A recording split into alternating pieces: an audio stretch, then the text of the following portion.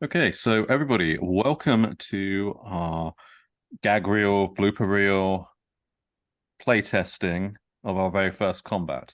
In this, we will see how many of our player characters charge forwards and get slaughtered in the machine of green orcish death. You realize now that you've said that none of us are going to do anything but be extremely cautious to the point of it being boring. Right? Yeah, you've just shot the motivation, our motivation to actually go out and achieve something in this campaign. What they Yeah, don't I'm just gonna realize sit at is that home. there are landmines. Oofta. Oh, wonderful. More reasons to just stay put and not Yeah. move. Bunker Right? down. We're gonna bunker down, build a fortress, start our own commune. Start Never baking leave. some apple pies. Mm-hmm. Yeah. As you can tell by our rowdy players, they have yet to dig in. Trench warfare may become a thing. If it does, you can blame them for being overcautious and boring and unadventurous. Hmm. I think Anyway. we have a plan, boys. Would Yep. you guys like to describe your character's attack abilities and defense abilities? And we will get started. Cool. I'll start since I started last time. My character Notice is an elf spellcaster with a lot of spell points at his disposal, mainly using the meta magic ability and other features to craft his spells and his attacks. He's a defensive. He's primarily defensive and support, but the attack spells he does have, he uses meta magic mainly to influence and to control the battlefield with those powerful spells. My character, Corvus Dunlap, is a privateer, or at least he used to be. His style can essentially be summed up by the song Whiskey in the Jar. He'll first produce his pistol and then produce his rapier. Only he doesn't have a rapier, he has a saber. But you get the point. He is a swordsman and a firearms expert. My character, Joe Mip, is the tankiest tank to ever tank. Probably not, but he likes to think so. That is literally his whole deal. I have created a modern day tank inside of D&D. And we're gonna see how it goes.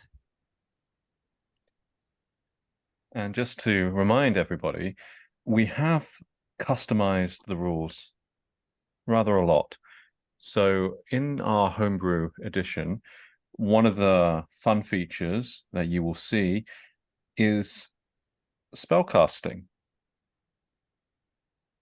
And we have allowed spells to be cast as an action or as a bonus action using meta magic. There are a couple of other things that you'll see displayed as well, but I don't want to give away too many spoilers, so just keep your eye out for it. Anyway, without further ado, let's run our first combat. And this is outside of the campaign. This is just so they can get used to their characters so they don't all die horrifically. And you boys are going to be in a forest and in a forest clearing. So imagine, if you will, a 60-foot by 60-foot clearing, and we are going to be using Theatre of the Mind. We may use maps at some point, but probably not. So it's going to be interesting with positioning. So a 60-foot by 60-foot clearing within a forest. And within that, there is nothing but tree stumps. Big tree stumps. And if you hide behind one of these tree stumps, it will count as half cover for you. And the tree stumps are going to be classed as difficult terrain. So do you have any questions? Where are the orcs? What type of trees are there? Birch, oak, maple, spruce. Rocks fall, everybody dies. Next question, please. Oh. Oofta. No, I want to know this too. What type of trees are they? I think a better question would be how many tree stumps are in the clearing? Perfect. We'll say 60. 60 tree stumps in the clearing. 1 per square. As for the type of tree, it will be an oak tree. Tree. An oak forest, and it will be in the middle of winter. So all of the trees are without their leaves, and it is bitterly cold. I was going to set it in summer, but since you've pressed me, now there will be chilling winds, and if you stay out for too long, you will get hypothermia. Ah, Okay. so we're being petty now, are we? Cold. Absolutely, because this is playtesting different conditions. Sure. And they're bloopers, so we can let anything slip here. Yeah, totally. Well, Seems to me. things. Most things. My only issue is I cannot find the stats for my weapons on the document. Don't Oof, worry. What is your weapon? Saber and pistol. Okay, that will be 1d6, because we'll be using the scimitar stats for your saber.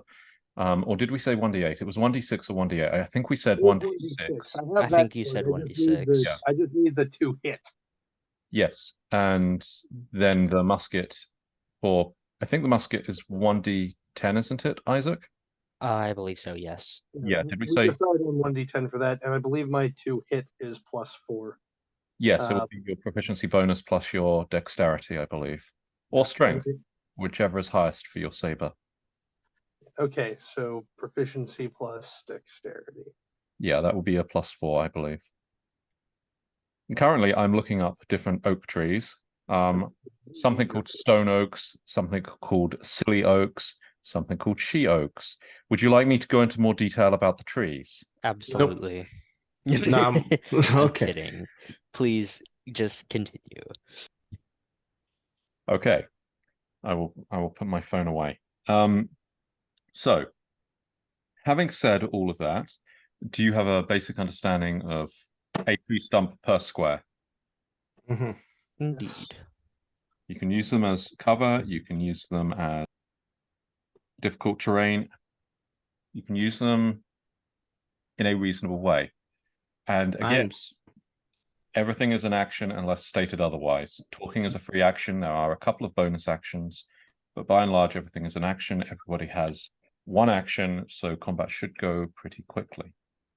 So, Yeah. Pete, saying What something? what is getting behind cover classed as? We'll class that as a I would say it would probably just be movement. yeah, Yeah. let's turn that into a bonus action. I feel that Okay. taking an actual action would be too much. We'll put that down as a bonus action, so you can still lean around and take a pot shot at someone. Gotcha. That's good to know. Would the bonus action be a case of you could stand up out of cover, line up a shot, take it, and then get back into cover, or just one of those two? We'll say that a bonus action is getting into cover, and once you're in cover, you can use your action to reach around and take a shot, and then we'll assume that you will return to cover, and that will be your whole round. We could factor movement into that, but I don't think that it's really necessary. We'll say that the action is understood to shoot and or take a crossbow shot or whatever it is you're doing. Throw a knife, just some kind of shooting. If you're reaching around and hitting someone with a saber, then I suppose that you can reach back. All right, and one final question regarding my weapons until I think of more later. How long would it take me to reload my flintlock? I don't remember what the consensus we came to on that I was. believe we said that you had the firearms expert. Yes, I do. Right. So ordinarily you would shoot for an action and then take an action to reload it. Okay. But because you've got firearms expert, you can just shoot it once. Once a turn. We could say that you use your bonus action to reload it if we really want to add in realism. All right. I'm good with using bonus action. That way there's a bit more of an economy going on. Yes. Yeah. Cover or reload, essentially. Yeah, that Well, if sounds he good. if he uses his first action, his first bonus action to get into cover, and then Mhm. action on the first round to shoot, then the next round he can use his bonus action to reload, but he will still be considered behind cover until he breaks cover. Nice. Yeah. All right.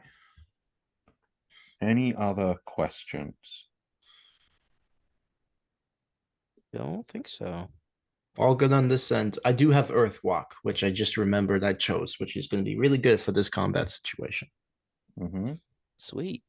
I think Yep. I actually, yeah, I do too. Oh, dude, the tank and the spellcaster are we're gonna be a unit, my man. Right? Stay behind me. I got you. Let's do this. Wonderful. So, can everybody roll me perception checks, please? 6. Oh, yeah, hell. I'm gonna just redo that. 10. Perception. We're going to say that the DC for this is 12. I'm a 6. Okay.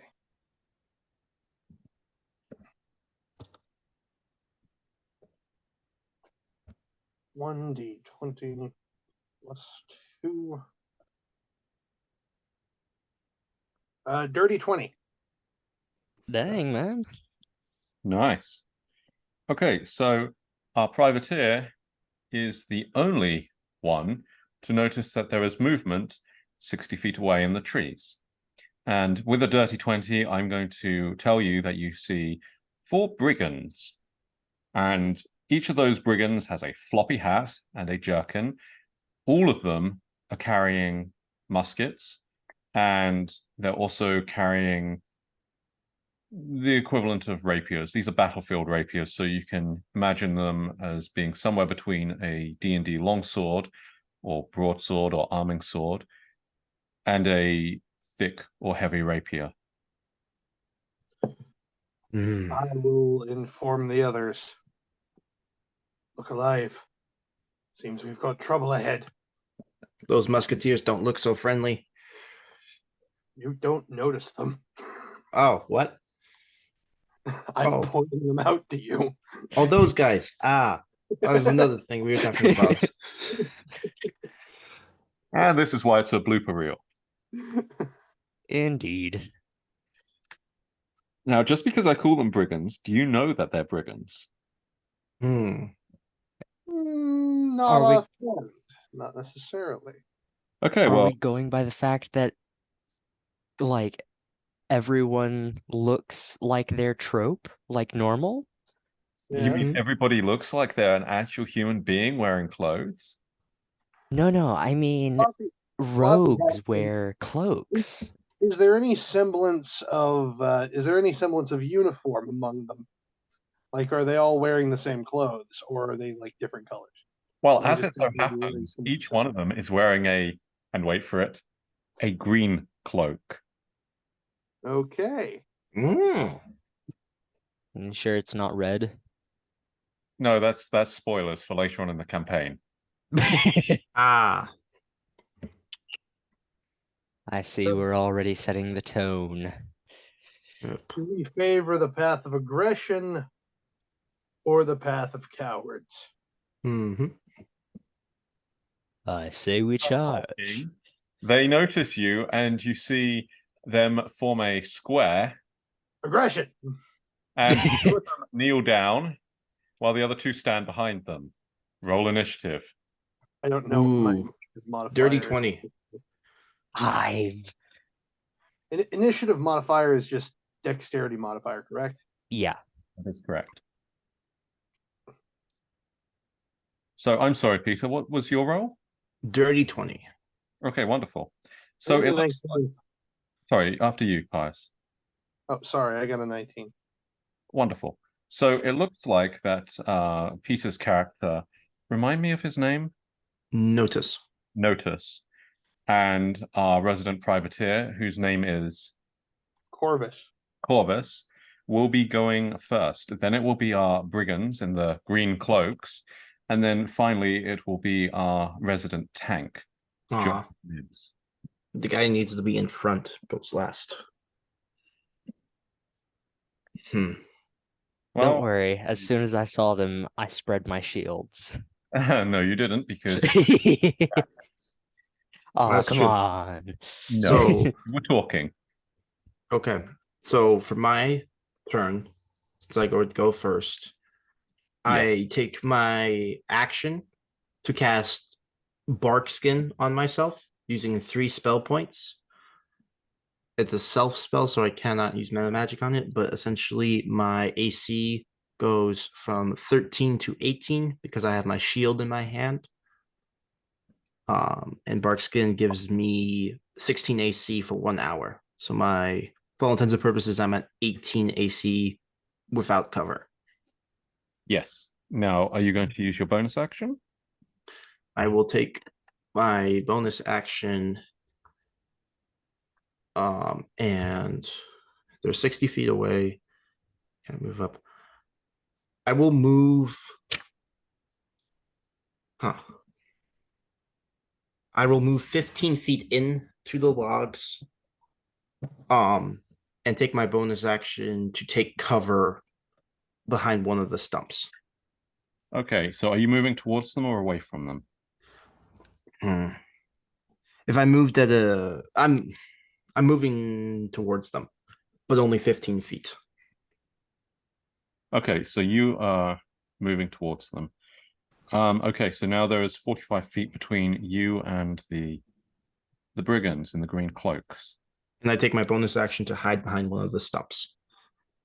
Okay. Pius, what are you doing? Corvus is immediately going to get behind cover as they look like they're forming up to shoot. So, yeah, cover is first priority, then returning fire. I think it.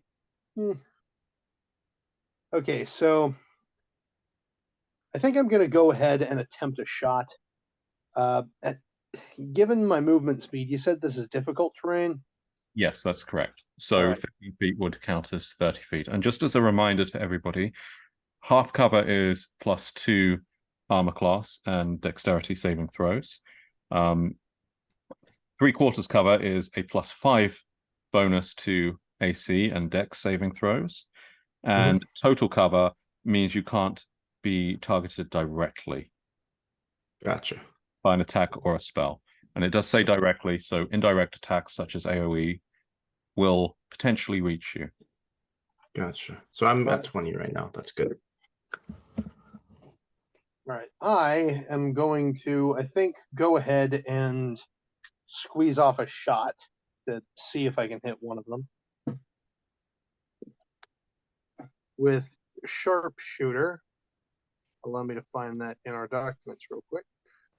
And just again, to everybody who's watching, this is actually the first time we have RP'd together as a group. We know each other as friends. We have experience as role players, as writing. I've RP'd with Isaac before, never RP'd with Pius, never RP'd with Peter. So we're still relatively one session, but that doesn't count. well. No, it doesn't. You know that That's true. Last, I mean, and yes, of course, there was the other session where we began this campaign with. Okay, so I'm just going to have to look this up on its own thing because it's not in the document. Okay, sharpshooter will give you. I have it in front of me. It allows you to attack at long range without imposing disadvantage on your range attacks rolls, and your ranged weapon attack ignores 1/2 and 3/4 cover, which means even if they were to take cover, they wouldn't get their bonuses. Oh, interesting. And you can make a choice where you take a -5 to your attack roll, and if you hit, it will do +10 damage. How many did you say there were? 4. I am not going to risk it yet. I'm just going to get a shot off and get behind cover. Okay. So that will be 1d20 plus my dexterity, which is... Oh, hang on. I almost didn't put the command in. Oh, and just so you know, these guys are carrying shields. Yeah, I don't hit. I rolled a 5. Okay, so your shot flies off wildly and dings, and we're going to assume that it was a warning shot, telling them to back off. However, they do not heed such a warning shot, and with their bonus action, they plant their shield in the ground. May I describe? Please be my guest. Corvus valiantly runs forward, making his way through the stumps and whatever else is lying on the ground, lining up a shot as he dives for cover. His foot catches on a root, and he face plants directly behind the stump he was going for, squeezing off a shot as he falls down and missing completely. Smooth. That's certainly one way to do it. Your madness is kicking in. Oh, not yet. Oh Is there boy. a frog around? No, Yeah. not yet. Anyway, now it is the brigands' turn, and so they plant their shields in the ground, which gives them half cover. So, with that, they are going to fire. And I'm going to roll some dice now. I'm going to roll a 1d3 to see which one of them they target. Although, if they're being tactical, they really should target the spellcaster. But for the purposes of making this fun and fair, we're going to roll a 1d3. And Peter, you're 1, Isaac, you're 2, Pius, you're 3. And wouldn't you know it? It happened to be a 1. So Go they're on. going to target the spellcaster, and they have a to hit modifier, which is +5. I don't mind telling you guys this because you can see the rolls anyway. No DM screens here. So let me roll that. Okay, so you said that your AC is 20, Peter. Yes, he did. Yes, okay. So all of those miss. However, they are going to use Fortune of the Many and roll. And they miss a second time. Ooh, one of them got a 1. Yes. Rip. So we'll say that one of their muskets misfired, and it's going to take a whole turn to sort that out. I hate when that happens. Yeah. Imagine that. But not to them. However, Yeah. their leader is slightly more, shall we say, savvy. And we will see if he is able to hit you. So, Peter, I believe that a 21 does hit you. It will, yes. Yes. Okay. And he has fired at you with his musket, so I'm going to roll damage. We'll see how much damage this actually does. Okay, that is 7 HP's worth of damage to you. I am knocked out. Please make your death save.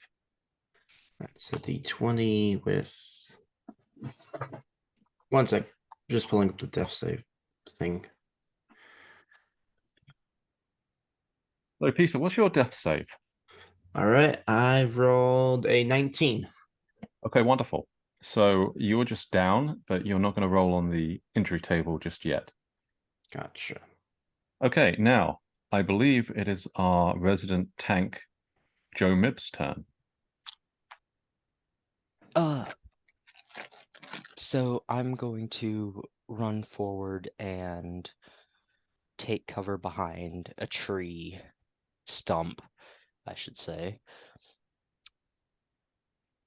Oh, and I should say that the red brand elite, that's the stats that I'm using. The green cloak leader does reload his weapon. Okay. So you're taking cover behind a tree, so that, well, tree stump, so that will give you +2 to your AC. What is your current AC, Isaac? Now it is 17. Wonderful. Yes. And then I'm going to use Shimmering Shield on myself. And that grants me another +2 AC. So you're currently at 19. Yes.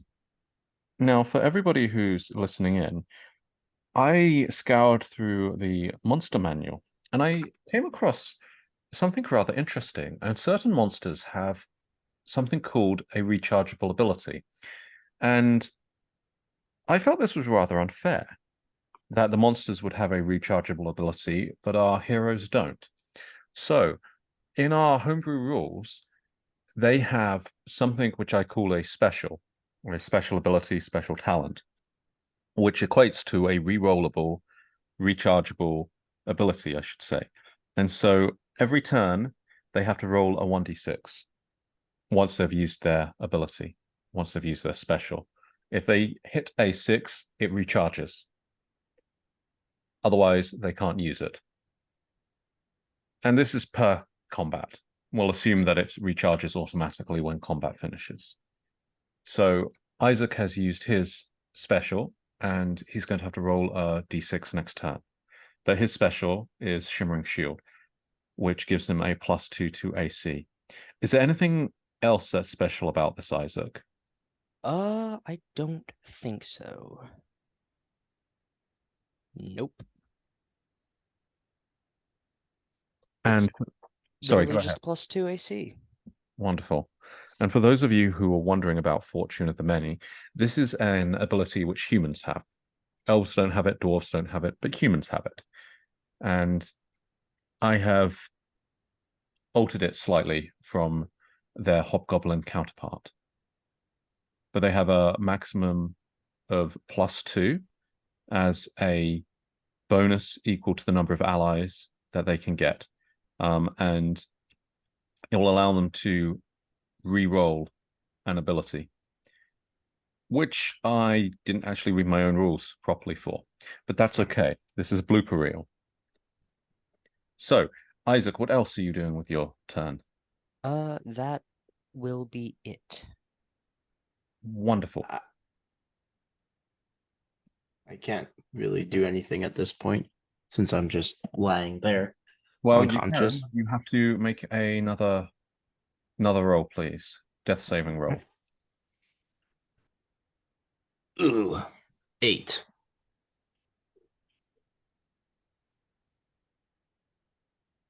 Okay, so you now have 1 success and 1 failure. If you get 3 failures, you roll on the injury table. If you get 3 successes, you stand back up with 1 HP. Cool. Okay, Pius, what would you like to do? Am I allowed to use my bonus action before my action? Yes, you are.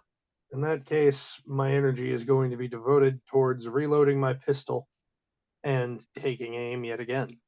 I figured it might be. Yes.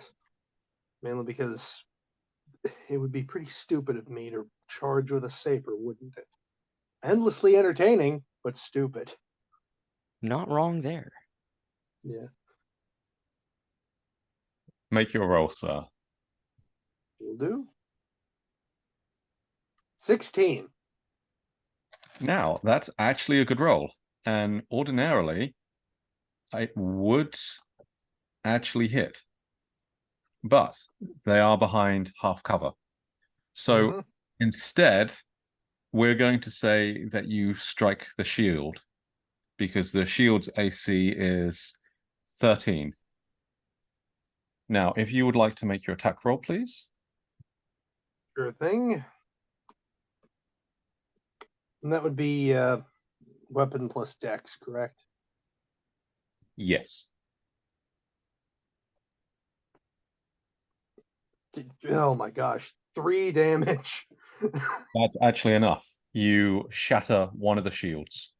Oh, wonderful. So now one of the green cloaks is without half cover. However, it is the green cloak's turn, and they are going to shoot at you because honestly, they see a guy who's carrying a bunch of shields and they're kind of confused.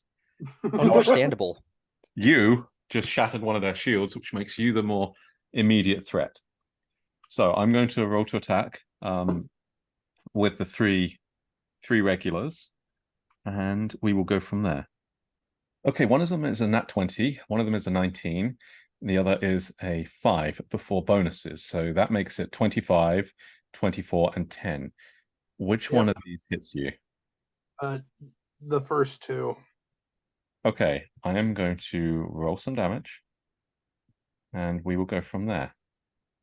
I'm dead. Maybe. Potentially. Nah. You might lose an eye, but I think you'll live. They are going to need to critically fumble their damage. You'll be aight. Yeah. Yeah, I think we'll see. Gets max damage. On a critical. Yeah. Okay, so He was not. one of them did 7 damage to you, and the other one, I don't think I need to roll, but I'm going to roll anyway. Oh, Um, I'm dead. Or at and the least other also did 7. Bro, you got torn up. so that's 14 damage. You, sir, please roll on the critical injury table. what is that? Make me a 1d20 and I will read you the results. Oh no. 17. Ooh. 17, you have a minor scar.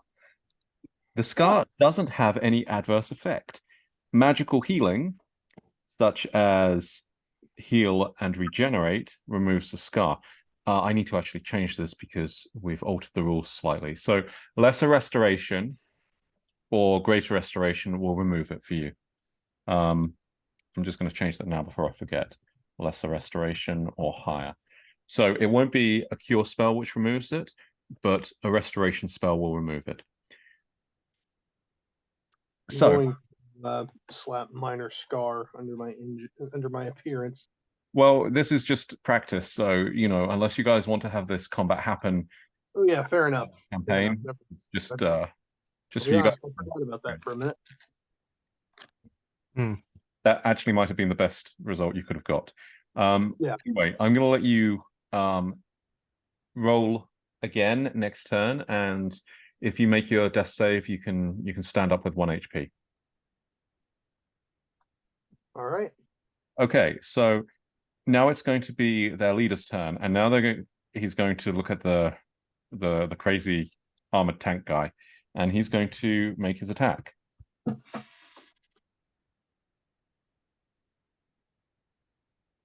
As soon as I get it typed in. Okay, so one of those was a nat 20, and the other one was a miss, and he's going to re-roll his miss.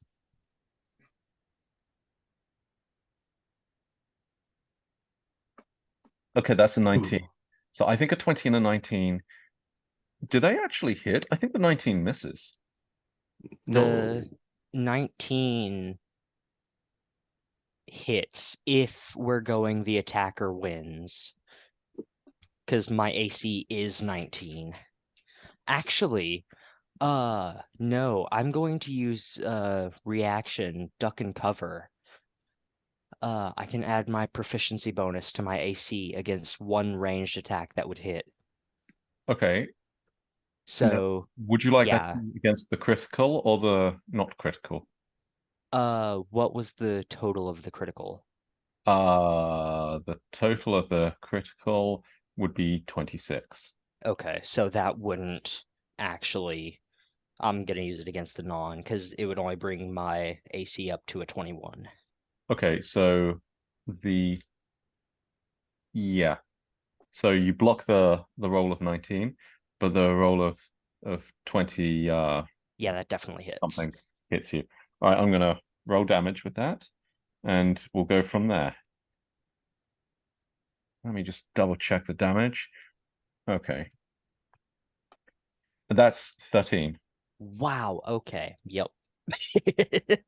Okay, now just in case anybody at home is watching and going, wait, what? I would like to point out that these brigands are using firearms.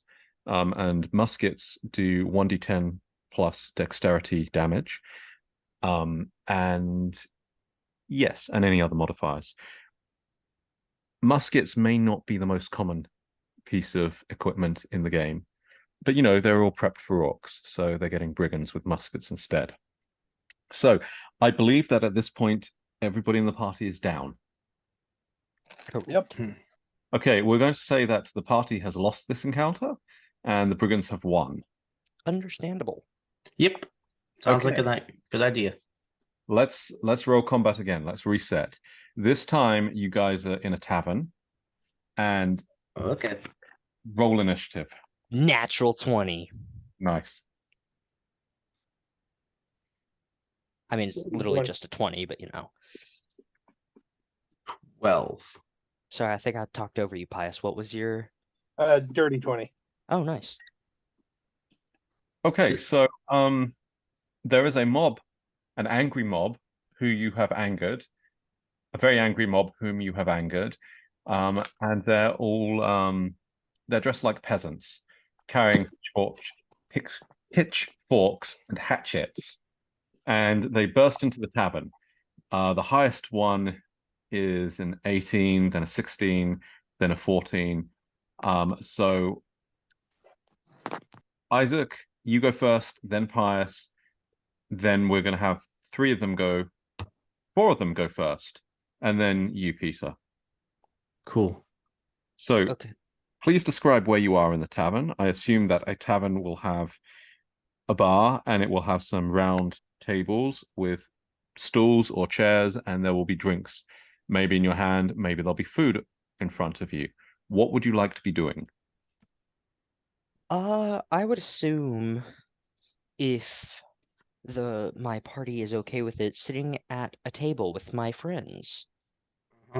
How big is this tavern? We'll say it's 30 by 20. Cool. So where would y'all like to be? Back left corner. I was going to say, Okay. I'm going to make this easier. I'm going to put a table in each corner. So, Perfect. okay, so we'll say that you're roughly about 30 feet away from the door. So you can charge them and reach them in one go if you would like. I would not like. In fact, I would, however, like to flip over the table. My chicken. Okay, that's going to cost you an action, but you flip the table over, and we will say that that is half cover. Okay. I'm sorry, but your chicken is less important than our lives. And it was just seasoned just right. In character, if you would please. Ah. So that caught me so off guard, man. My chicken. Yeah. You just grunt. Yep. And that will actually. Is it possible for me to plant my shield with my bonus action Yes. on top of the table? No, because you already flipped the table over. No, like, I mean, using like the straps to hold it onto the top of the table to give it a little bit more length. That sounds like something that would take a minute to do. Yeah, that's Wow. true. I'm gonna what I will saddle up allow- my. What I will allow is for you to put it to the side of the table, and you can form a 90-degree angle. So you'll be covered from the front and from one of the sides. Okay. Yeah, that works. Okay, Now so we have some drive cover. spike into the floor. The tavern keeper who is at the bar shoots you a look. That look says you're going to pay for this. Fortunately, Ooh. this is just a simulated encounter. Nice. Yes. Okay, Pius, you're up next. I am going to run to the nearest upright table and leapfrog up onto it. You do And that. in doing that, I will draw my pistol and my sword both in both my hands because I have two. And I'm going to line up a shot at whoever is leading the mob. Wonderful. Ordinarily, D&D rules state that drawing your weapons should take you an action. However, we're going to waive that. We might say it's a bonus action, but honestly, I don't care. I think that you guys are seasoned enough that you won the initiative, you draw your weapons. Is everybody cool with that? We are Yeah. so chill. Okay, so you line up your shot at the lead. An angry redhead who is frothing at the mouth with angry blue eyes and holding a torch and a pitchfork. Okay, so they're like a carbon copy of me. That's Mhm. disturbing. That's your sister. All right, time to shoot my sibling. Yeah,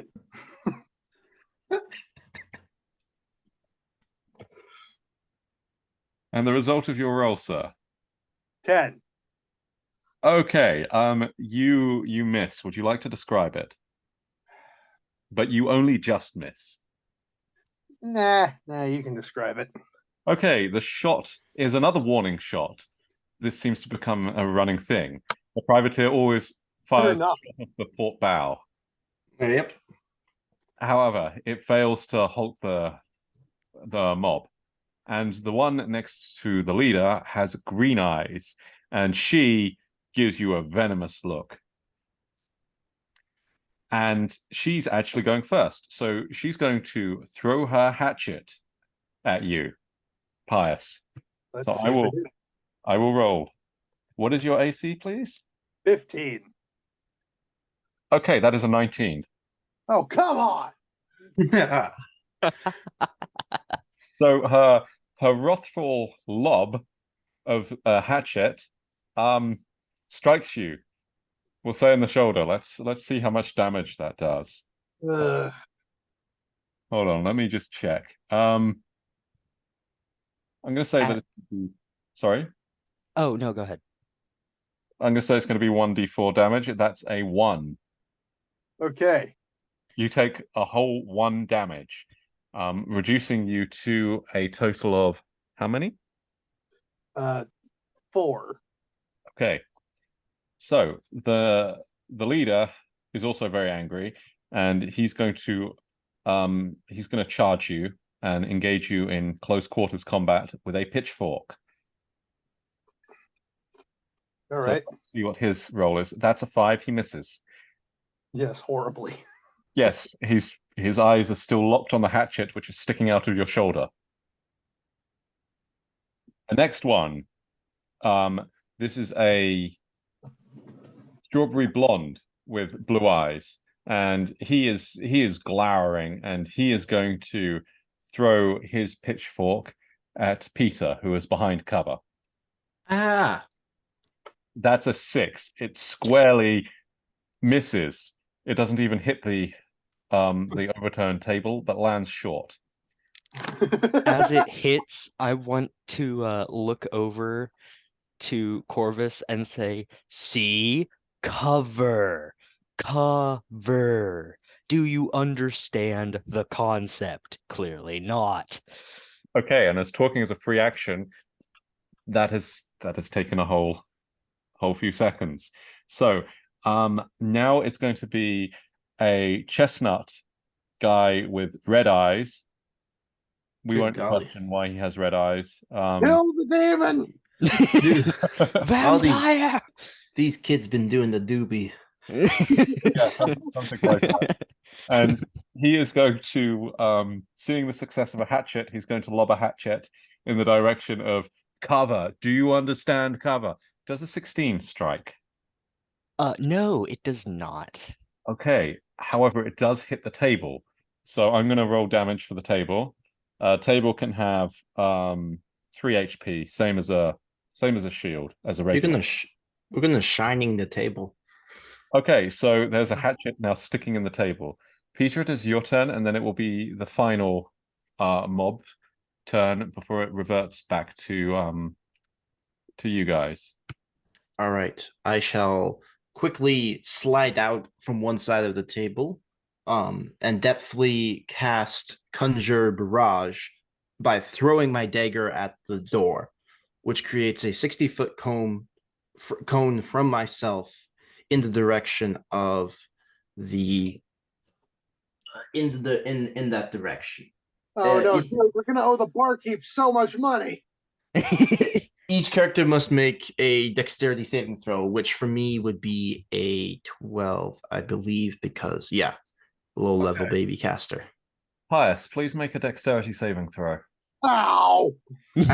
Wait, which table did he go to? You said at the door they're engaged with him, or at least a couple. So conal line of sight is going to hit. All right. Forgive the theater of the mind confusion. No, all good. But let's go, because you could wipe out this mob in one hit. That's true. Sounds like fun. And I also have cure Not to wounds. them. So, all right. So, you want me to roll a 1d4? Dexterity saving throw 18. Okay. Nice. So Pius saves. You said it was a 12, correct? Yes, a 12. Okay, so 2 of them make the save, 3 of them don't. Please roll and tell me if you want it to be redhead, blue eyes, redhead, green eyes, strawberry blonde, chestnut with the red eyes, or last one with blue hair. He's going through a teenage period. I will do blue hair with a 3.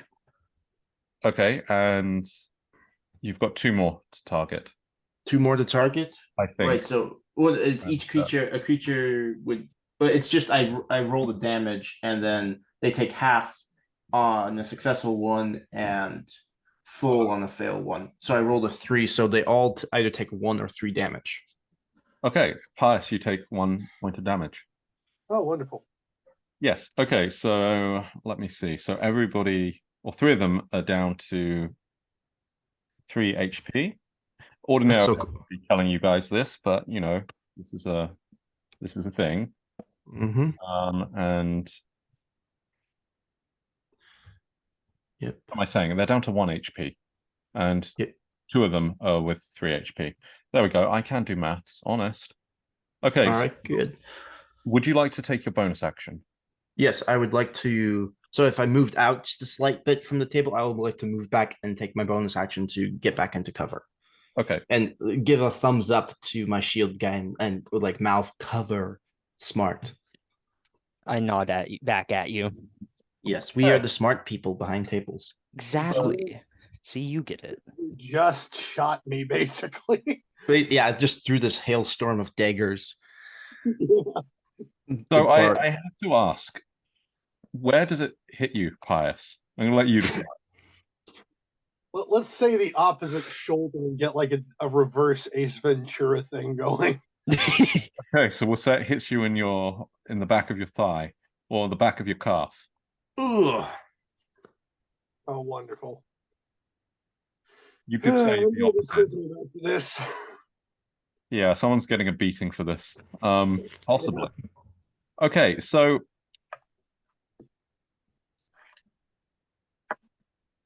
do you guys know what a Molotov cocktail is? Oh my gosh.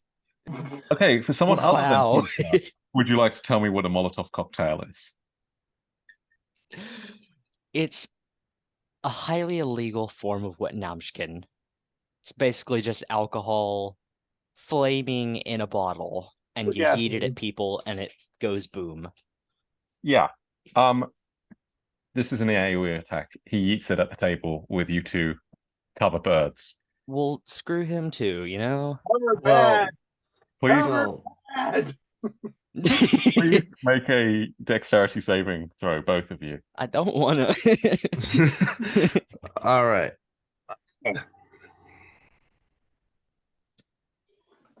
I think I see the core of our issue here.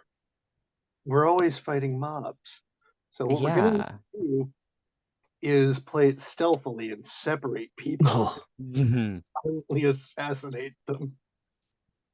a Exactly. number 4. Okay, 10. both of you guys take 1 fire damage. Also, you're on fire. You're going to have to make a check each time to put it out. The table also takes damage, and the shield takes damage. So I believe the table is now down to 1 HP. Yes. And the Okay. shield is down to 2. Wonderful. I believe it resets the. No, it doesn't. The barkeeper pulls out a crossbow I hate you, Colin. and yells, Please, no. "Stop this at once!" Uh, Now Is the the initiative barkeeper a fully level 20 resets. retired adventurer? Anyway, I'm going to ignore that question. Who's top of the initiative order? Me. Okay, what would you like to do? I would like to, unfortunately, get out of the cover of my table. And I am now equipped with my other 3 shields. Would you like to make me a dexterity roll to put the fire out? Yeah, sure. Unless I could just throw the flaming shield at them. You know what? Yes. Yes, you can. Sweet. So what would that be, a Just dex make or a a strength? Because I'm not exactly trying to aim here. just make a normal attack roll, whichever you would use for ranged or Okay. thrown. Probably thrown, Yeah, so strength. If you get a nat 1, you take additional damage. understandable. 13. Okay, that Ooh. actually hits. Sweet. Let's Who are go. you aiming for? Uh, Red Eyes, dude. Kill the demon. Yes. Okay, so Eat this, you demon. No. I'm going to say 1d4 plus 1 damage. Okay. Please make your roll, sir. How many people are close to him, like in a 5-foot radius, if any? 3 of them, I think, 4 of them. Okay. I believe Well, one is currently engaged with Pius. okay. Well, in Okay. that case, I would like to use Hail of Thorns on it, since it is a ranged attack. Yes. Hmm. Okay. So please have anyone within a 5-foot circle make a dex save of 11. And how many spell points is that going to be costing you? Just 2. Okay. All right. So there are 2 nat 20s. Oof. That's actually pretty good today. And 2 failures. We're going to say that red eyes and blue hair are the ones which are the failures. Okay. Yeah, no one liked them anyway. Well, the ones that saved only take 1 damage, but the ones that failed take 2. Okay. Now, if I'm reading my notes correctly, I believe that means that 2 of them are. No, 3 of them are out. Sweet. Dude, you So- threw a exploding fiery cactus at them. Pretty much. An exploding wooden cactus. Okay, so now we have two of them left. One of them is engaged with Pius, and the other is currently dry On heat, fire, maybe? hyperventilating, very angry. Okay, now I'm gonna make a roll. Okay, that is a 2. Now, Pius, you're up. All right. I'm going to make an attack with my saber. Wonderful. Against Pitchfork guy. Yes. 13. That hits by 1. All right. Your saber deftly misses the prongs of the pitchfork and connects. Would you like to And describe your attack? the saber's damage is plus dexterity, correct? Yes. 1d6 plus 2, I believe. Yep. That probably definitely kills. Yes, Fuck. you have dispatched him. Would you like to describe this? All right. Keeping in the theme of the song I referenced earlier, Corvus apparently cannot hit anything that he shoots at. So going in with his saber, he will bob and weave, deftly attacking from a side that this man doesn't expect, running the edge of his blade right across one of the major arteries in his neck.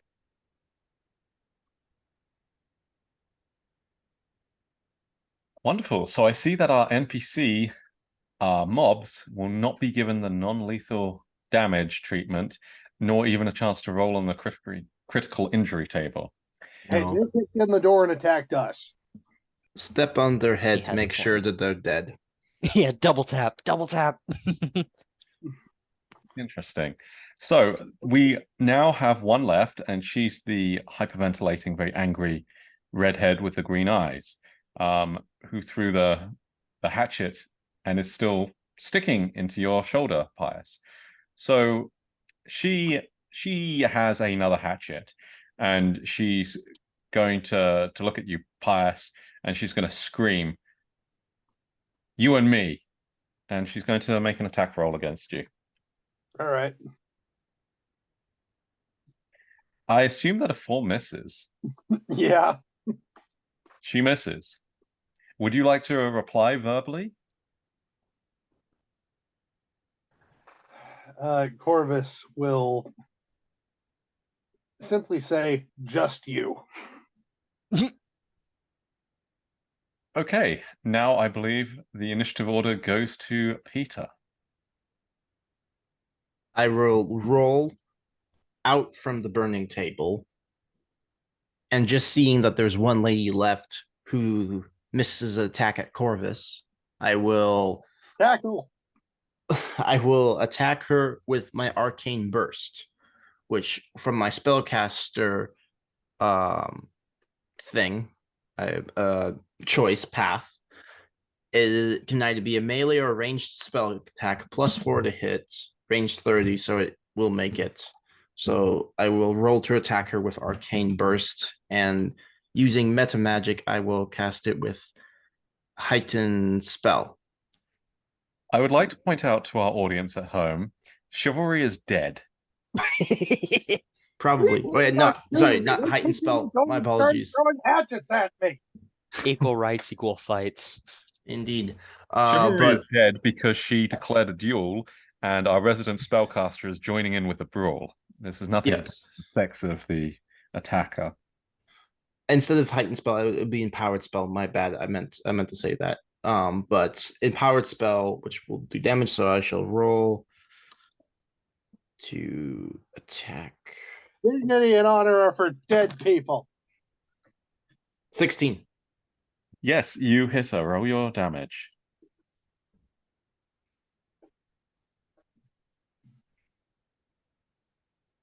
That isn't. I have to put in the thing first.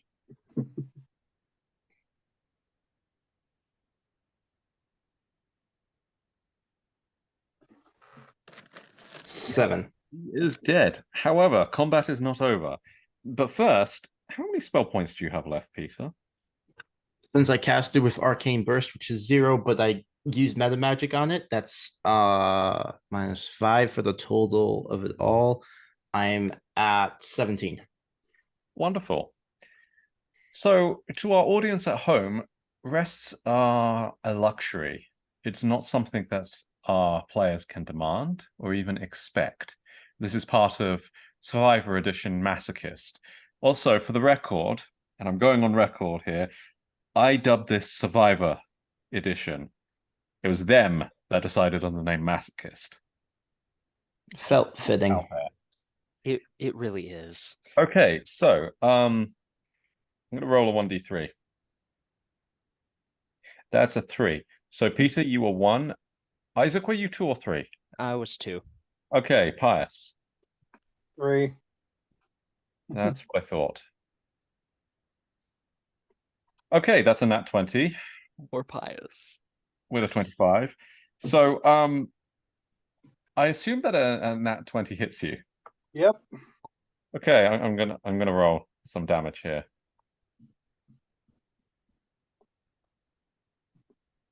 That's 9 damage. Dead. So you get a crossbow bolt in your other shoulder. And if anyone was paying attention or not paying attention, that has just been shot from the bartender. Yep. So you have just been skewered like a shish kebab. Please make me a... Actually, it's a nat 20. Please make me a roll of a 1d20 for All right. the injury table.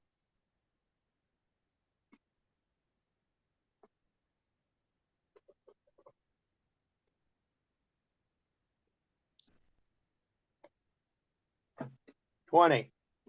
Okay. Apparently, minor scars are a thing with your character. We should probably put 2 minor scars in the actual campaign for this. So, what I read before, no adverse effects, just another scar. So you are currently down and you're bleeding out. You're going to have to make 3 successful checks to get up. Fortunately, you're not on fire, so that's something. Yet. What? Yes. Mm. Isaac, I believe it is going to be your turn, but our bartender reloads his crossbow. What would you Uh, like to do? I'm gonna toss 20 gold coins at him, just like yeet them at him. I'm like, take it, be happy, leave us alone. Is that your entire turn? No.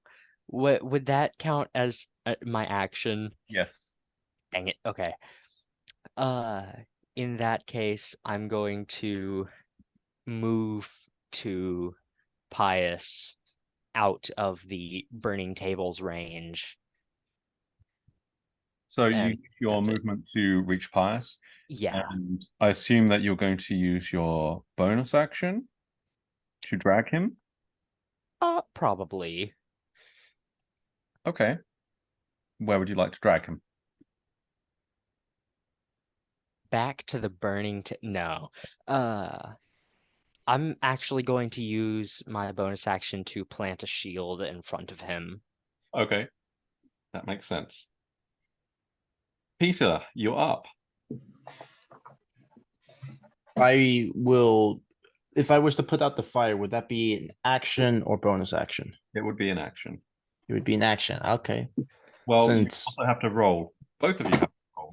No, you don't. Not both of you, because Isaac threw his shield. You have to roll, Peter, to see how much damage you take or if you put it out. how much? What do I roll? The dexterity throw, please. Saving throw. Okay. Plus 1. Ooh, 5. Yeah, you take 1 point of fire damage. All right. I'm not dead yet, but that hurt. I will. Can I take my bonus action to look at the barkeep and see what he's doing about the coins that were thrown? Is he picking them up? Does he look like he even noticed? Not his turn. But you can take action to put out the fire on yourself. I will allow that. Also, looking around is a free action. But it's not his Okay. turn, so he has It's not nice. reacted. Okay, then yes, I will move to one of the other tables or chairs, take cover behind that, and then as an action, put out the fire. Okay. Right, Pius. Would you kindly make me a saving throw, please? Yep.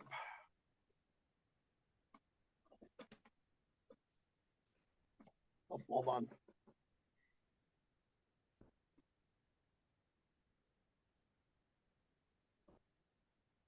$10.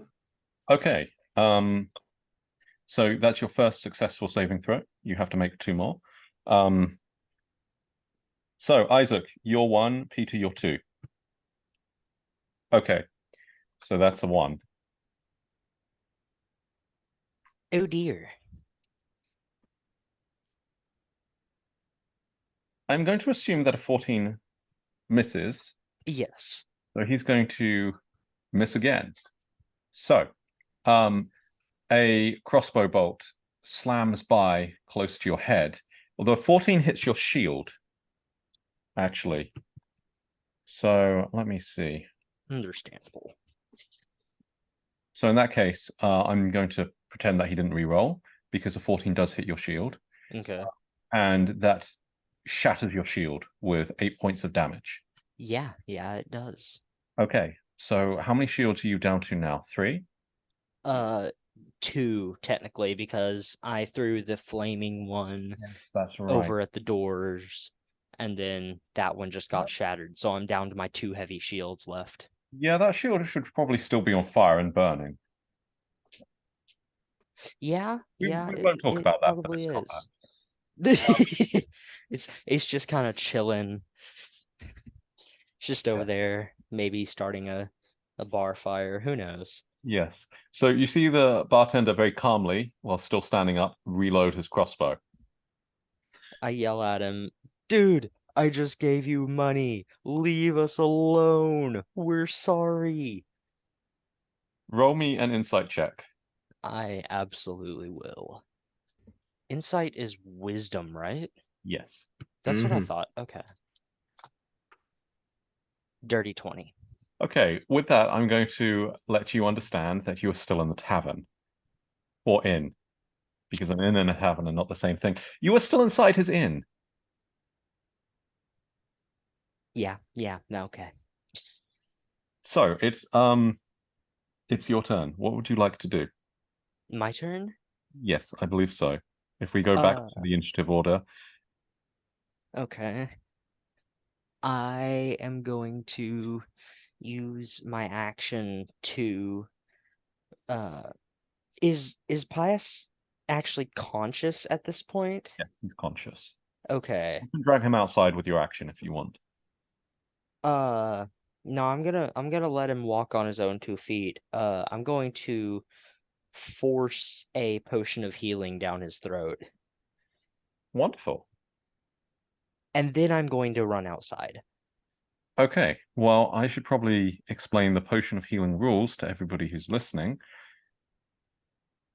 as soon as I can pull it up. So the way potions work in this game is, unlike regular D&D, they are rechargeable. And so typically a potion will hold 1 charge per long rest, unless otherwise indicated.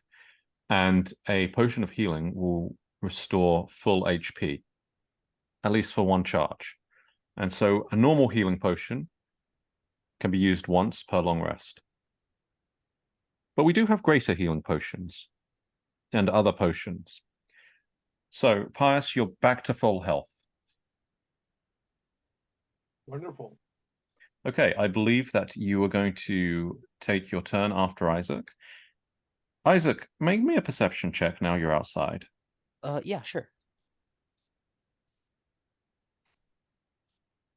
That is a 13. Okay. But it is are the doors still open to I the assume bar? that I would they assume they would be. shut, swinging shut after you burst through them. Would they are they like the saloon type doors or are they proper doors? I would assume that they're proper doors which open up easily. Okay. Well, in that case, they probably would still be open because I would have pushed them open just running out. You hear a little bell ding. Okay. So I'm going to use Fortune of the Many to re-roll that. Or You only needed a 12. rather to gain a bonus. You still only needed a 12. Oh, okay. In that case, never mind. Okay, so this is what you see. You're in a quaint, sleepy little village, which is in the back end of nowhere. There are a few peasant hovels lurking around, by which I mean 5, with thatched roofs and smoke coming out of the chimneys, and they're wattle and daub, off-white plaster. and the village has been here for about 300 years or so. However, there is a well in the middle of the village, and there's also a few stones laid down to form the beginnings of a plaza that was never finished. And so it just looks like there are a couple of random stones put in the ground. Flat stones. But between two houses, or hovels, I should say, just a single room hut, not even a bedroom, you see three orcs encroaching on your position. And they're about 80 feet away.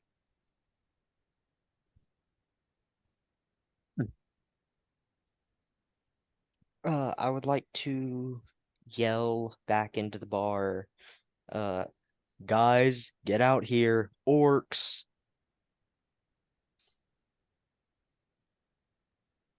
Okay, Pius, it is your turn.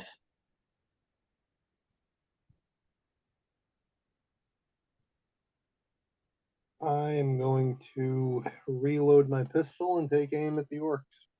Ah, but you are still inside. No. I'm going to make my way outside then. Okay.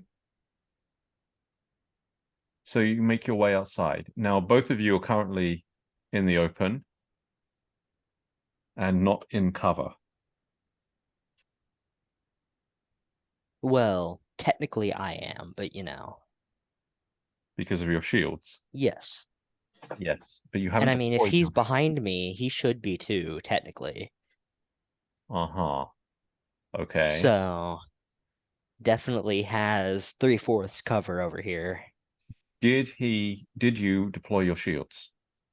I didn't, but they're usually on either side of me. Okay. In that case, yes.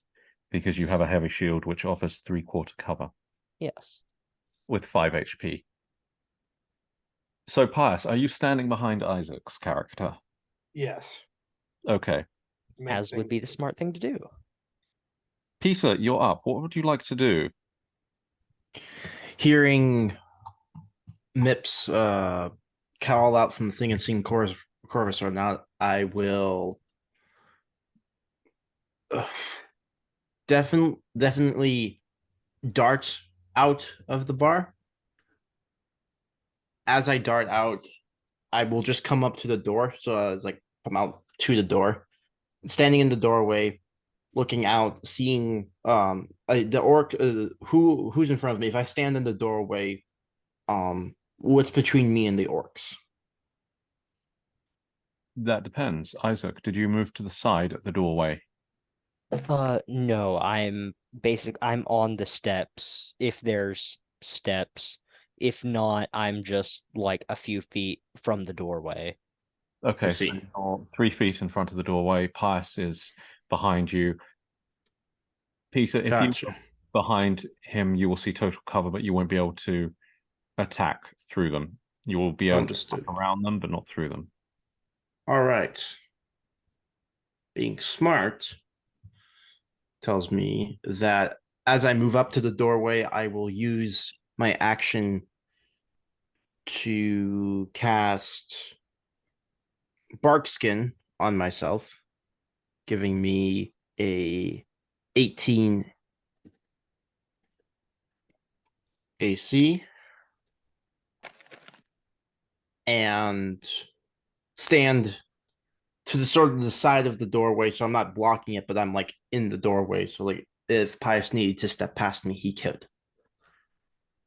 I would assume that Pius is in front of you if he's directly Oh, behind Isaac's character. also it would be me, Pius, and then Isaac. Okay. Then I will cast Barkskin on myself and stand in the doorway. And how many spell points do you have left? Just cast it 3. I'm now at 14. Okay. So, you are still in the doorway, you said. Yes. Okay. Now, Isaac, you didn't share your revelation of the angry barkeeper with anyone. No, I just kind of pieced out. Okay, so, fortunately for you, the bolt misses you, Peter. Me? Oh, okay. Instead, Nice. what it does is it lands right behind your boot. In fact, it is inches from your boot. As Ooh. if you step backwards, you will be stepping on a crossbow quarrel. And the barkeeper reloads. Of course, you can't see what's going on, so you won't know how calmly he reloads. But he reloads. Now, I'm going to roll something else. Okay, that is a 21, and I believe that beats your initiative order. Yes. Yes, the orcs go first, then it is you, Isaac, then Pius, then Peter. Correct? Yes. Okay, so the orcs are carrying what look like glaives and shields, and they move up in an orderly fashion, single file, towards the tavern, 30 feet. And they have their glaive against their shoulder and their shield in their left arm, and they're whistling. And they don't pay any attention to you and move up 30 feet. What would you like to do? So they're just kind of not paying attention. They're just chilling. Do they seem hostile at all? Not currently. All right. Uh, in that case, I'm going to turn my head and say to the others, they don't appear to have noticed us yet, but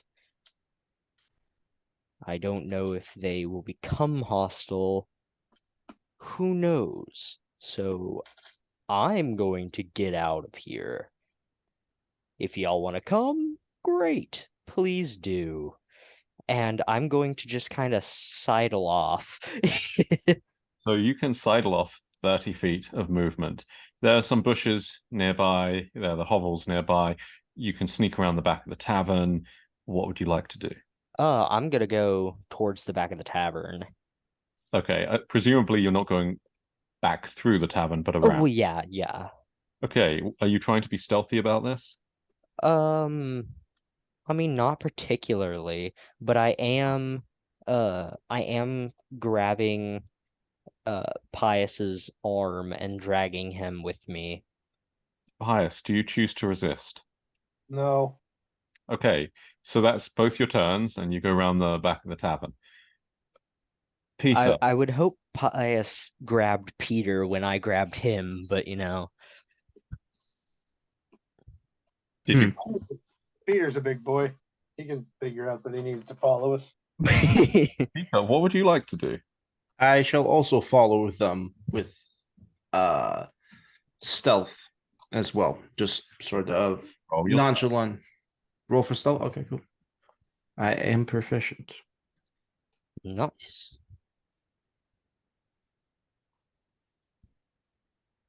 Ooh, Yeah, nice. Sweet. I'm not even going to roll for that.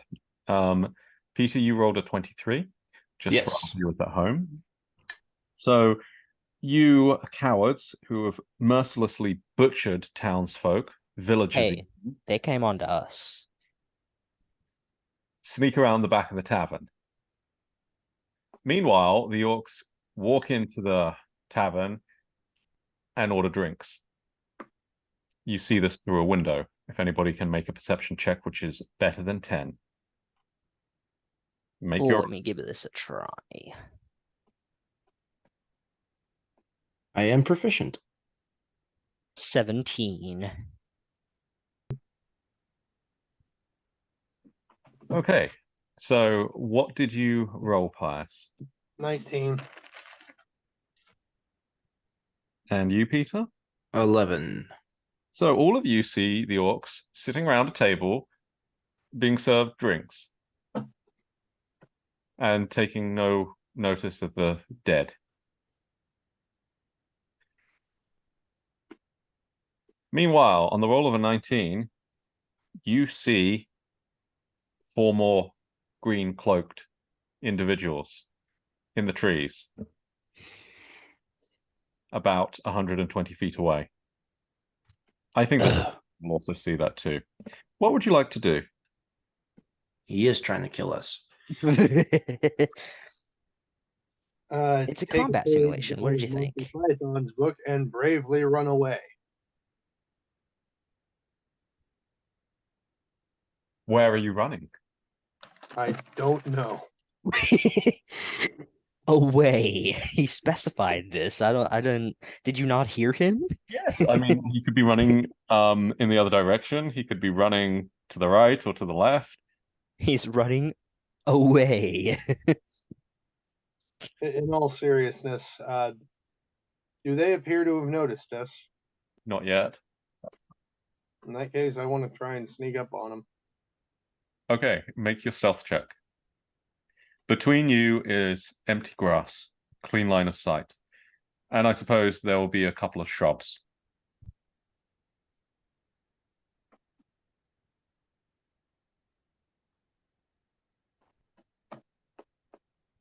Seven.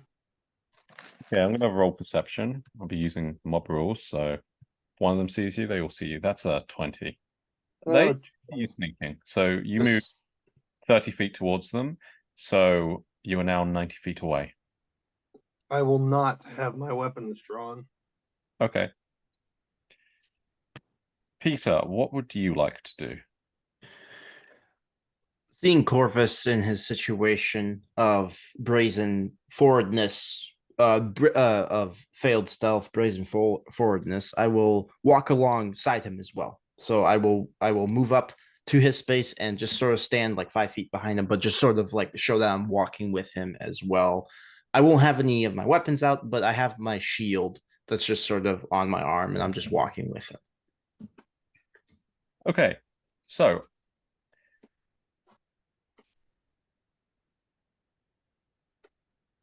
Isaac, is there anything you would like to do with this?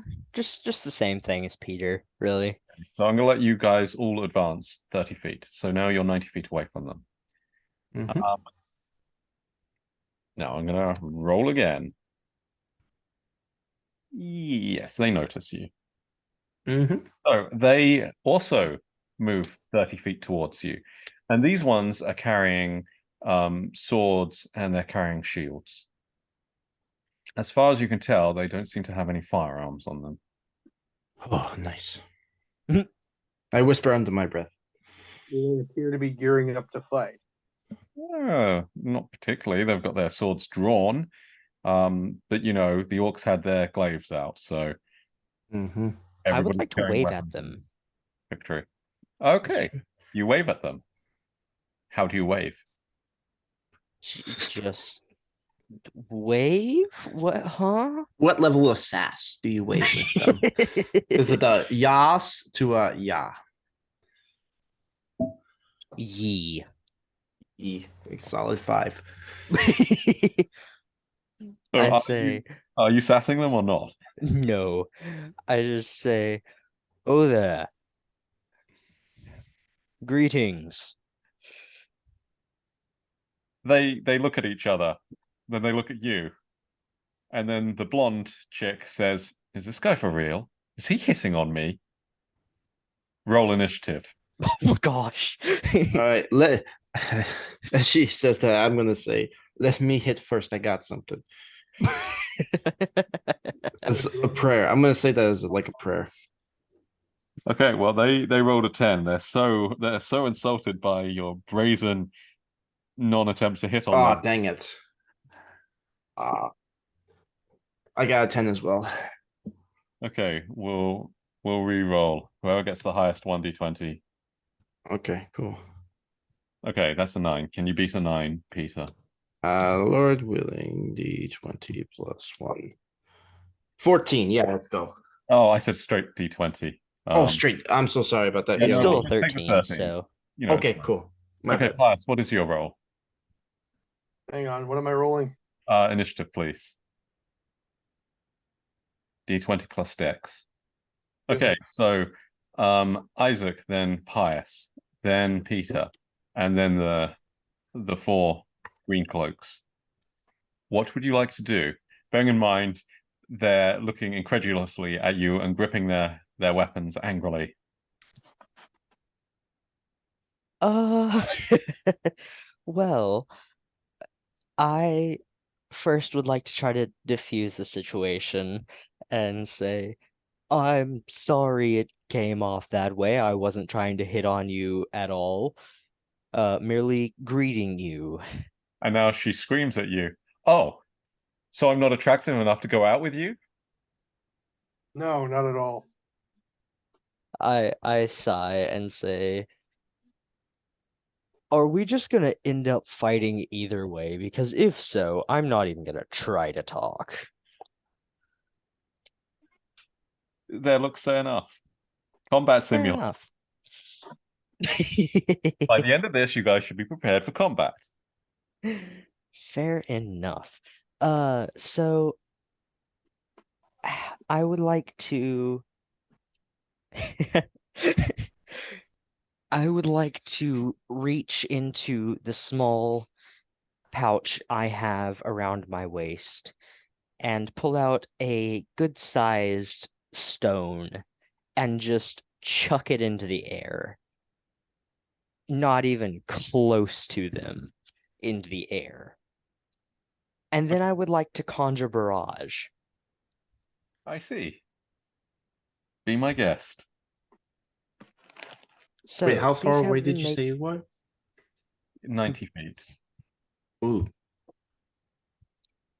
Ah, yes, but I can throw things to like 50 feet, and then it's a 60-foot cone originating from that point. So I thought it was the self. My bad.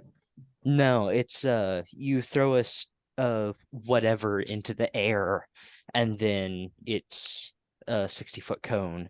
As far as I know, Let the tank fire his main cannon. All right. yeah, it says you throw a non-magical weapon or fire a piece of non-magical ammunition into the air to create a cone of identical weapons that shoot forward and then disappear. Okay. So, yeah, you definitely can throw it out. Sweet. You do it, man. Oh, sir. Bet. So, please have them make dex saves of 11. Well, don't assume that these are the actual statistics. Okay, so I'm going to re-roll 3 of those.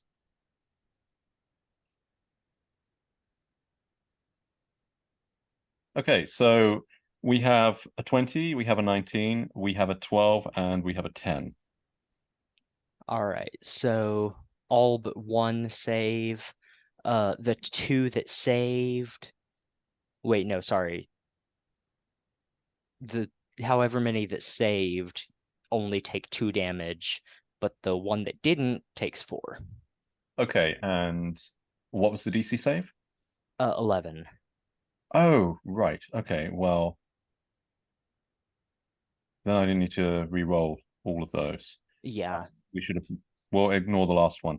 Okay, so we'll say that all of them save and all of them take 2 damage. All right. Okay. And then I'm going to move forward 30 more feet and just kind of not really spread my shields out, leaving myself open, but spread it enough to give it a little bit of cover on either side of me for the other two. Okay, so you're using your bonus action to plant one of your shields. Yeah, Okay. but not actually planting it, just holding it out. Okay. Well, that's tricky because either you plant it or you don't plant it. Well, okay, so like If you've I'm got 2 basic shields left and you're dual wielding your shields, that's for you. You can't cover anyone else with that. Oh, okay. If you plant your shield, then that shield is out of your hand, and you go down to your regular just +2. But they get cover if they take cover behind it. It's basically putting a barrier up.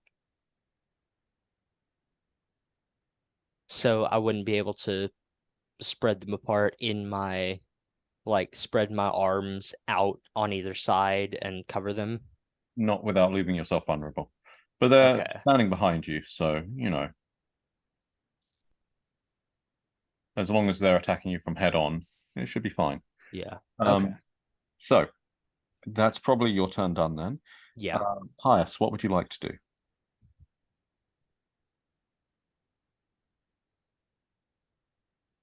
All right. So what shape are they in? Well, they seem to be bleeding. All right. Well, I'm going to draw my gun and shoot at one of them, I suppose. Okay, make your attack roll. All right. But I have to ask, are you targeting the mouthy one? Yes. Okay, 17. that hits. Finally. Roll your damage.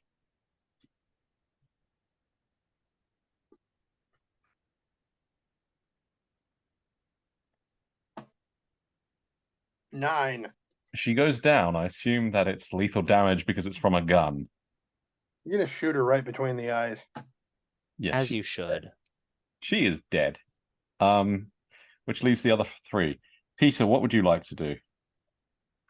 Leaving the other three, seeing him shoot with his bullets into the face.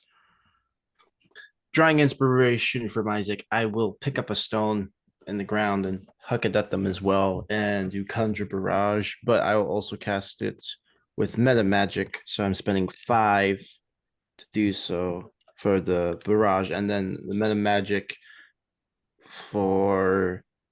I'm going to do a Heightened Spell as well, so it gives one of the targets disadvantage on the first saving throw made against the spell. So I'll choose the one that looks the biggest. He has disadvantage on the saving. So out of the 3, one of them has disadvantage. Okay, and how many spell points have you spent with that? I've spent, so I'm at 11.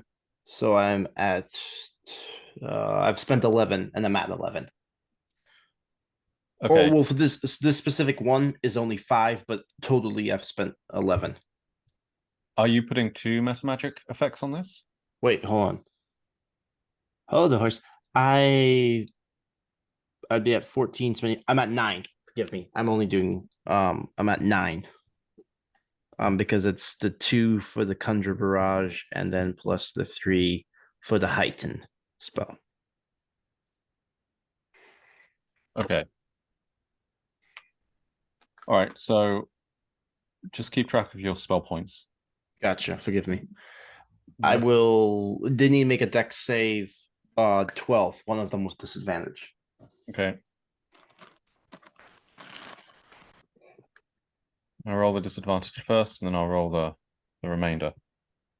So that was 2 14s for disadvantage. And you said it was a 12? Yes. Okay, so are you using lethal or non-lethal damage? Lethal. Okay, so you have slain 2 of them. And there's one left with 2 HP. However, Gotcha. I was going to roll a 1d4, right? oh yes, sorry. Yes, roll your damage. I'm jumping the gun. I was just looking at Isaac's damage. Oh, good. 2, so it would only be doing 1 damage to Okay. the ones that succeed. Okay, so yes, one of them is on 2 HP, I think. Yes. 1 HP. And the last 2 are on 1 HP. Okay, that makes more sense. All right, so someone make me a perception check, please. Got you. All right. All of you make perception checks. All this? Okay. 9. I don't got you. No. I got you 5. With a nat 1. Nat Love it. 1. The most perceptive guy here. Perfect. Well, Okay, so Pius, you hear the angry stomping of boots. And you very quickly realize that with that gunshot, your very angry innkeeper judging by your glance behind you and that bag of 20 gold coins, which is now sitting very snug in the orc's belt, has just put a bounty on your heads. Oh, not this clown again. And so 3 very angry orcs with glaives emerge around the back of the tavern. They're closest to me. Yes, Seems. you don't see them or I hear them don't. or smell No. them. I don't. I really gave my all into that rock. Oh yeah. So now it is the surviving green cloaks. They Someone should probably run away. Someone give me a perception check. Okay, Natural 20. good. So Let's you go. 23. you see the sleight of hand as she pulls out a pistol. Can I also hear the orcs? No, Oh, no, different roles. So she's gonna pull out a pistol and she's gonna take aim at Pius because Pius downed her bestie. The jerk. 11 misses though. Damn it. can you're we say fine. that I blocked it with a shield? Sure. You do your best sportsman impression and you catch the bullet with a shield. But if you do catch it with a shield, it's going to take damage. No, with the metal of the shield. Just kind of pinging it away. It's pure luck that it catches the metal band of the shield, All right, but fine. Okay, and because you're closest, the 2 of them are going to charge you. understandable. Okay, so does a 20 hit you? Hang on. I forgot. No, it doesn't because duck and cover. Okay. All right, well, in that case, they're going to re-roll because both of them missed. So does an 18 hit you? Oh wait, no. The duck and cover only applies to ranged. Oh, Okay. so a 20 does hit you. Yes, barely, because my Okay. AC is 20. Right. Okay. Well, I will re-roll the one which missed then, and I'll roll a new dice. Okay, so it misses again. This one is obviously having a lot of trouble hitting you, but one does hit you. So longsword is 1d8 plus 1 in this case. That's 7. All right. Do you have anything that has resistance to slashing or anything? Not currently, no. But I do have the flying shards reaction. Yes, but you didn't use that reaction. No, I Okay, didn't. yes, you can use your flying shards reaction. So what that does is when a creature hits me with a melee weapon attack, providing that I have a shield, which generally I always will, I can deal 1d4 plus dex piercing damage because of the flying splinters from the shield. I think that this will kill this one. I think even if you roll a 1, I think the 3 damage will take it out. 2. Yes, you've definitely taken it out. So your attacker is now in the ground or on the ground, dead. Well, I am too. Well, you're bleeding out. Well, yes. Make me a death save. 10 or Yes, above. of course.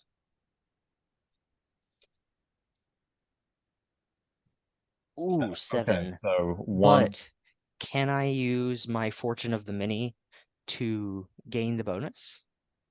Yes, you can re-roll it. Oh, wait. That's only gain a bonus to the roll equal to the number of allies you can see within 10 feet. Okay. I'm just going to let you So, re-roll it because I've been using Fortune of the Many to re-roll it. oh, okay. So just re-roll it and use that bonus.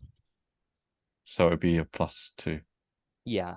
Yeah, So you'll be fine. 17 or yeah, 17. Yeah, okay. So No, 16. Duh, I'm an idiot. that's okay. Well, max. that depends on whether or not you consider the frog to be an ally. Well, it says max bonus of 2, so Oh, yes, that's right. I capped it. Okay.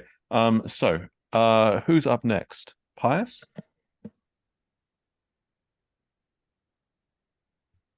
Yeah. Combat's almost finished. Okay. So you have one green cloak left, and you've got 3 orcs behind you. I'm going to shoot at the green cloak. Okay. All right. Got to do better than 12.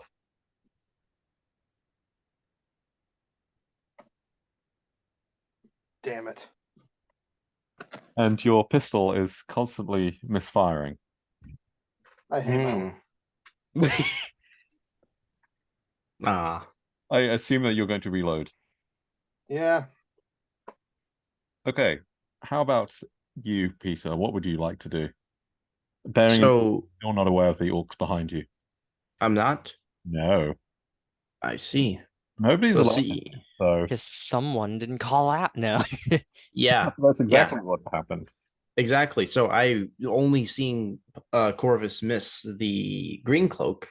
I will move up closer to the green cloak so that I'm currently, you said we're 90 feet away from them at the moment. Yes, please make me a 1d6 roll to see if you recharge your arcane blast. Most definitely. Did So you use 5 Arcane or Blast 6. yet? Or was that the previous combat? That was the previous combat, Okay, in but that this case, is it's recharged. It's fine. You oh, have... it's recharged. Oh, that's wonderful. Then I will move up, so I can move up 30 feet to them, but that only gets me to 60. So that means I would have to use distance spell. Mm-hmm. And at this moment, not seeing the people behind me, I would. Yes. So I will spend another 3, getting me down to 6 at this point, to do distance spell for arcane burst. It's a +4 attack. So roll 1d20 plus 4. Oofta, 9. You miss. Would you like to re-roll using Meta Magic? Can you do that with Meta Magic? I can, if I spend another 3, I can use it. What was it? Seeking.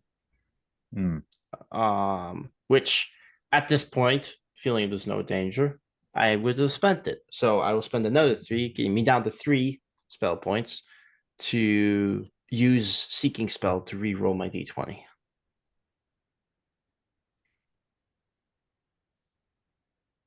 And what is the result of the reroll? 22.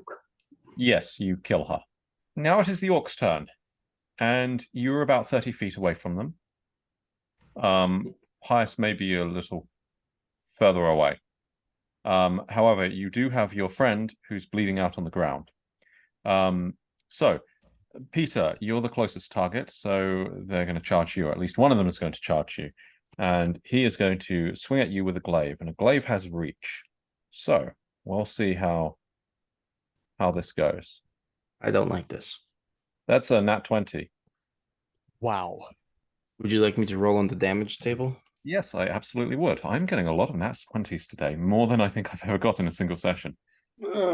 Funny how that works. 16, which is the festering wound, It is the festering wound, and this is what it says. Your hit point maximum is reduced by 1 every 24 hours. The wound persists. So in our case, that means that you now have a maximum of 3 HP. If you have magical healing, such as restoration, you will be able to restore your hit point maximum. I've changed it slightly from the original because otherwise you're going to lose 1 HP every day, and that would actually kill you. Cool. All right. Okay, so you are currently down on the ground.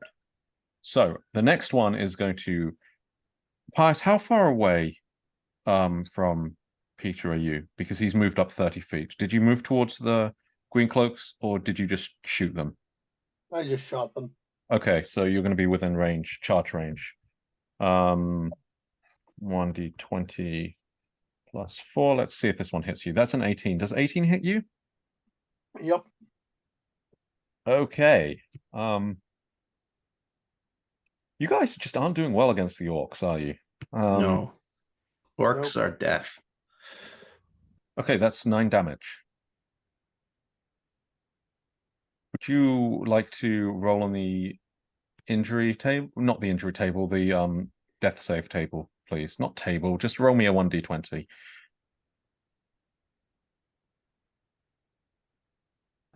All right. Hang on.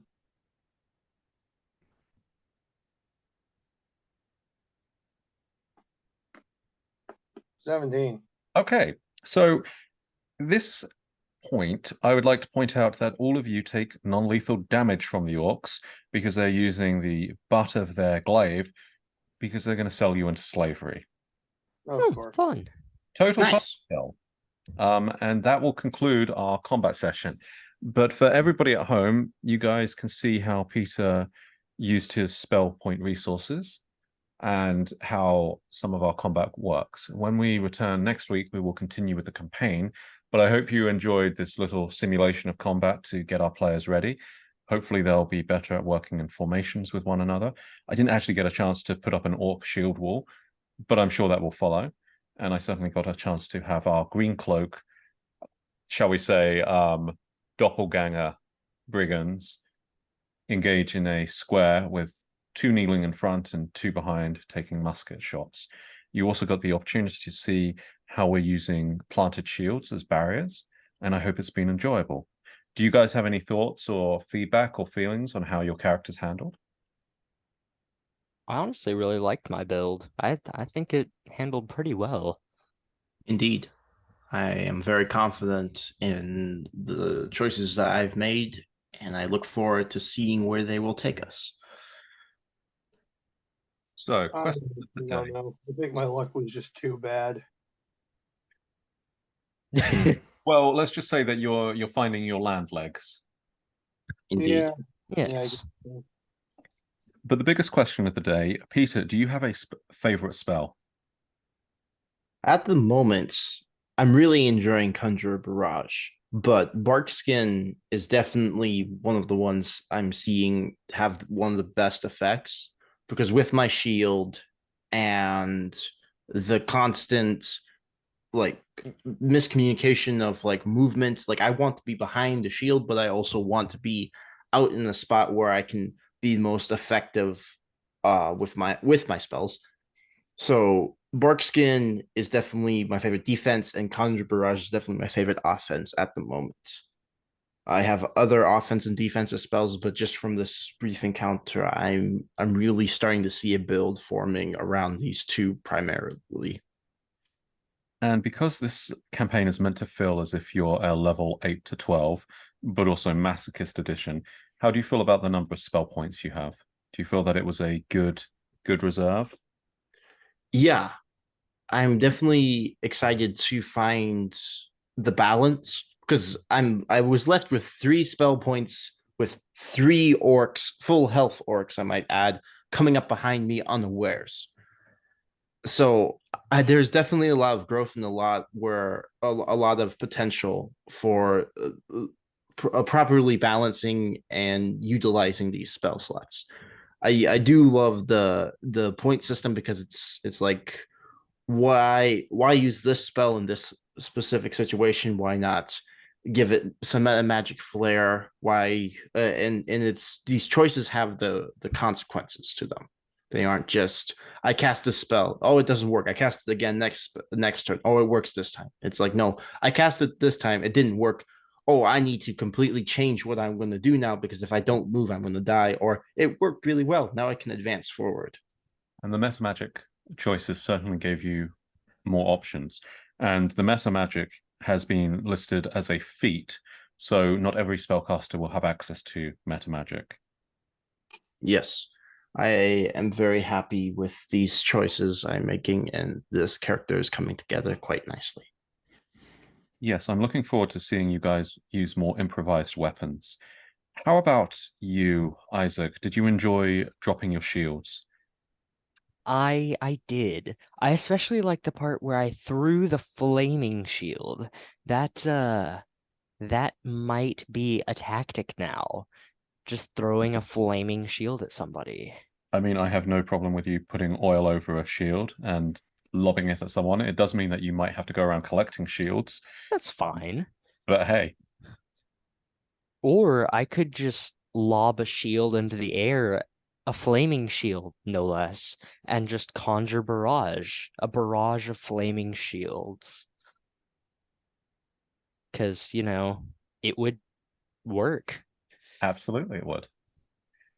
And how about you, Pius?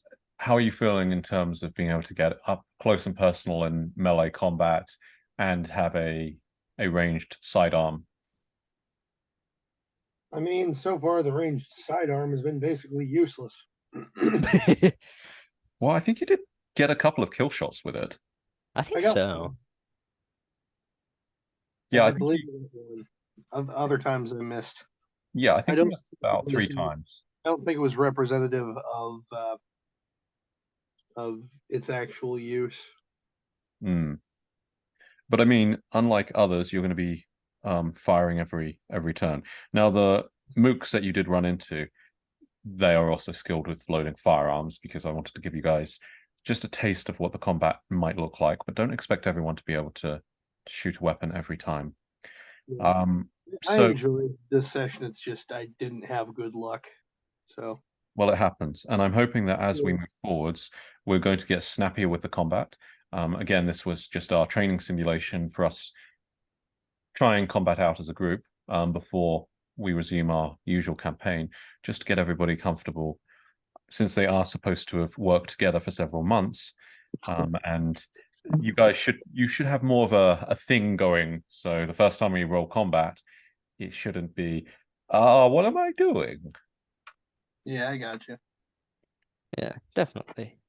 Wonderful. Well, thank you all for tuning in, and we will see you guys next time. Remember, like, comment, and subscribe. We'd love to hear what you think. Bye for now.